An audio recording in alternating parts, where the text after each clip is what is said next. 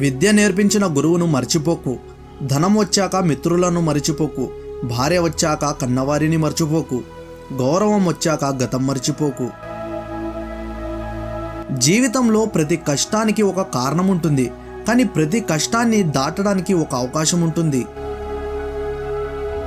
బాధ చాలా చెడ్డదని ఎప్పుడు వచ్చినా ఏడ్పించి వెళుతుందని అనుకుంటారు, కానీ నిజానికి బాధ చాలా మంచిది తెలుసా? ఎప్పుడు వచ్చినా ఏదో ఒక గుణపాఠం నేర్పించిపోతుంది. నువ్వు ఒంటరిగా ఉన్నప్పుడు ఒంటరిని అని ఫీల్ అయితే పర్వాలేదు, కానీ అందరూ ఉండి అందరిలో ఉన్నప్పుడు కూడా నేను ఒంటరి వాడినే అనే భావంతో ఉంటే మాత్రం ఇబ్బందే. గాయం చేసే ప్రతి మాటని మన జీవితానికి బాటగా మలచుకుంటే బాధించే మనుషులు మన వెంట కాదు కదా, మన కంటపడకుండా కూడా భయపడతారు. మనం ఎలా బ్రతకాలి అంటే మనల్ని వదిలేసి వెళ్ళిన వారికి మనం గుర్తు వచ్చినప్పుడల్లా ఎందుకు వదులుకున్నామురా అన్నట్ల. లోపాలు ఉంటే చెప్పాలి, కానీ లోకువ చేసి మాట్లాడకూడదు. ఈ లోకంలో ఎవరు కూడా పర్ఫెక్ట్ కాదు కదా.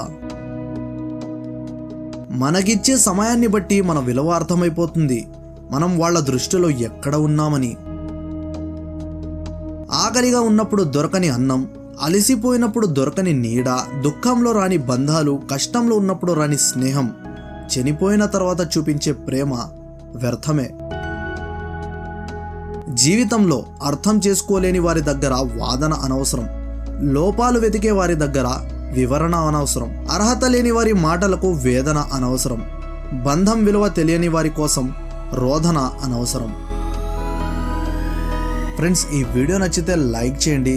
మరిన్ని ఇలాంటి తెలుగు కొటేషన్స్ చూడడం కోసం వెంటనే మా యొక్క యూట్యూబ్ ఛానల్ జీవితం టిప్స్ను సబ్స్క్రైబ్ చేసుకోండి.